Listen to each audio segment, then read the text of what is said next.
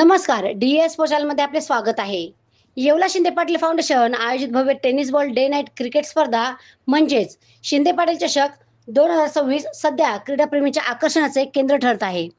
या स्पर्धेच्या दरम्यान दिंडोरी लोकसभेचे लोकप्रिय खासदार आदरणीय भास्करराव भगरे यांनी मैदानावर उपस्थित राहून खेळाडूंचा उत्साह द्विगुणित केला. यावेळी बोलताना खासदार भगरे सर म्हणाले की खेळ केवळ मनोरंजनाचे साधन नसून ते युवकांमध्ये शिस्त आणि जिद्द निर्माण करण्याचे माध्यम आहे. त्यांनी शिंदे पाटील चषकाच्या भव्य आयोजनाचे विशेष कौतुकही केले.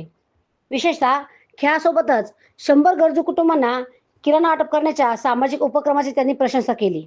मैदानावर येताच प्रेक्षकांनी टाळ्यांच्या गजरात खासदारांचे स्वागत केले. त्यांनी काही वेळ सामन्याचा आनंद लुटला आणि उपस्थित युवा खेळाडूंना शुभेच्छाही दिल्या. या प्रसंगी आयोजक अध्यक्ष गणेश भाऊ शिंदे पाटील, उपाध्यक्ष सुनील शिंदे, शिवसेना उपजिल्हाप्रमुख अमोल शिंदे, इंजिनियर प्रशांत शिनकर, कुणाल दराडे, शाहूराजे शिंदे, शिवसेना शहर प्रमुख विशाल परदेशी, नानाभाऊ शिंदे, अरुण काका शिंदे, शंभूराजे शिंदे, प्रशांत शिंदे, दादा फिटर, संजय शिंदे, दीपक गुप्ता, दीपक घिगे, पप्पू वाणी, राजू बाकळे, योगेश सोनवणे, शिंदे पाटील फाउंडेशनचे पदाधिकारी व कार्यकर्ते उपस्थित होते. गणेश शिंदेच्या हस्ते खासदारांचा यथोचित सन्मान करण्यात आला.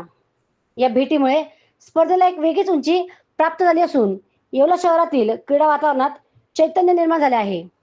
डी.एस. फॉर मराठी न्यूजसाठी दीपक सोनवणे, येवला.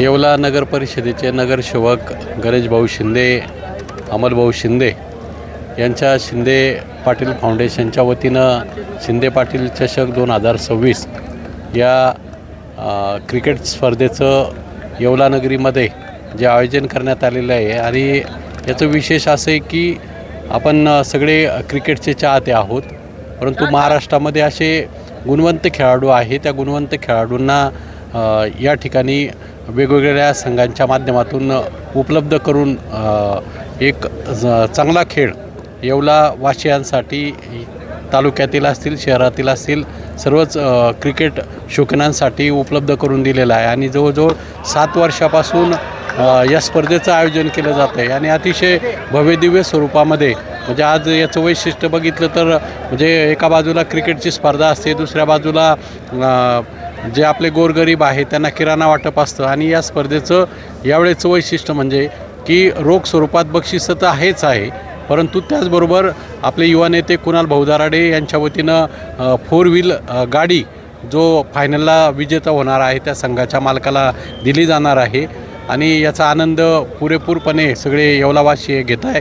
अजूनही स्पर्धा जशी जशी रंगत जाईल त्या पद्धतीने अजूनही प्रचंड उत्साहामध्ये ही स्पर्धा होते. मी त्याबद्दल गणेश भाऊ असतील, अमोल भाऊ असतील, या सगळ्यांना खूप खूप धन्यवाद देतो.